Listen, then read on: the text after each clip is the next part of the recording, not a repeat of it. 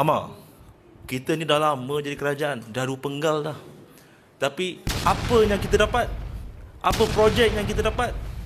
Apa dana yang kita dapat? Oh, bila saya dengar tu, saya agak tersentak. Sebab asas parti ini ditubuhkan bukan kerana itu.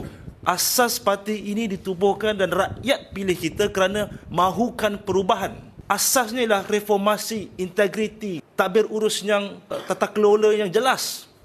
Dan kalau kita mahu jadi seperti itu dan rakyat tahu, rakyat esok kalau pilihan raya humban kita ke dalam SPRM ke, penjara ke, dan kita tidak mahu itu berlaku pada diri kita. Kerana asas kita ditubuhkan adalah untuk buat perubahan. Dan bila saya bercakap itu dengan rakan-rakan, now mereka sedar bahawa yes, kita mungkin perlukan dana untuk bergerak. Tapi tidak membenarkan kita untuk mengulangi kesilapan yang lama yang akhirnya memberi kesan kepada poket kewangan negara. Saudara mungkin tahu, dalam belanjawan kita pada hari ini, kita terpaksa membayar bunga hutang kita cukup banyak. Dan ini disebabkan oleh hutang-hutang yang kita wujudkan. Antaranya ialah, sebagai contohnya ialah untuk membina fasiliti rakyat, dan juga ada juga yang disebabkan oleh ketirisan-ketirisan yang lalu. Dan kita tidak mahu ianya berulang sehingga akhirnya membebankan generasi yang akan datang.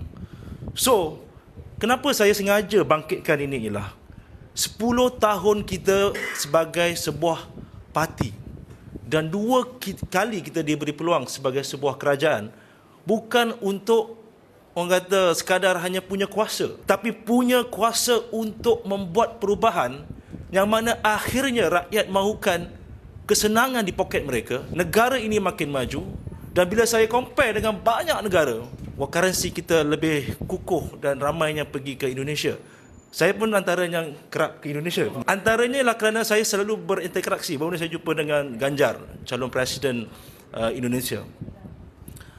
Saya cakap dengan dia tentang hebatnya Indonesia, kematangan politik mereka dan sebagainya. Tapi bila dia reply pada kita bahawa kamu bapa, Malaysia itu jauh lebih hebat. Kita ni daripada kecil sampailah mati semua ada bantuan. Kita ni sedang bercakap tentang pendidikan percuma dalam belanjawan baru-baru ini. Mereka belanja nak masuk universiti itu adalah satu yang mahal untuk mereka. Kita pergi ke hospital ataupun ke klinik perlu bayar RM1 je. Mereka perlu bayar berjuta-juta rupiah. So kita ini sebenarnya banyak kelebihan yang kadang-kadang kita lupa tentang bahawa inilah orang kata kehebatan pemimpin kita yang terdahulu yang hari ini kita warisi, dan ada mungkin kecacatan yang perlu kita perbaiki. Itu biasa. Dalam banyak-banyak negara mesti ada naik dan turunnya. Dan di mana kita pada hari ini? Bergerak ke depan, kita adalah sebuah kerajaan pada hari ini.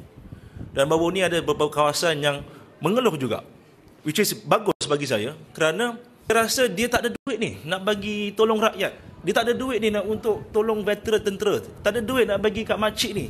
Saya cakap, kenapa kita buat kerja-kerja tu? Kita sebagai sebuah kerajaan, kita ada pelbagai agensi.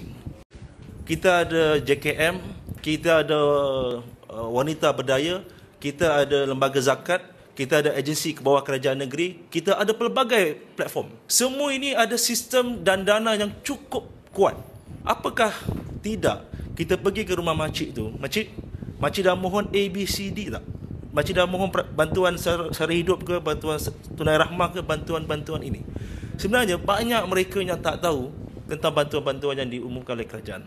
Dan saya jumpa dengan waktu veteran terlantar di rumah, tak pernah tahu pun apa yang kerajaan umumkan. Bantuan untuk A, B, C dan D. So itulah peranan kita sebagai sebuah penggerak parti dan juga parti kerajaan di bawah.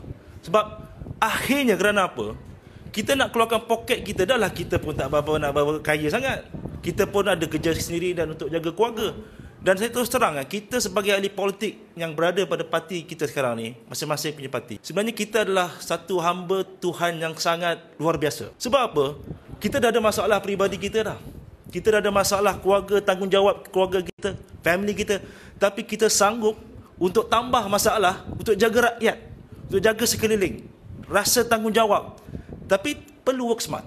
Work smartnya di mana? Sebagai sebuah parti kerajaan, kita connectkan informasi dengan agensi-agensi kerajaan. Jangan terbeban sehingga kita akhirnya terpaksa merelevankan untuk projek, untuk ini, which is very wrong. Dan kita berada di sini bukan untuk itu. Dan akhirnya rakyat akan mengundi kita sekali lagi berdasarkan performance kita sebagai sebuah kerajaan, bukan sebagai sebuah parti semata-mata. Yalah, mungkin kita boleh sebagai sebuah parti kerajaan kita turun ke rumah, tapi kalau kita sebagai sebuah kerajaan tak perform, gagal untuk menyelesaikan harapan rakyat, rakyat akan tolak kita. Walaupun banyak duit peribadi kita keluar pun, sebab konteks sebuah kerajaan itu berbeza dengan konteks sebuah parti.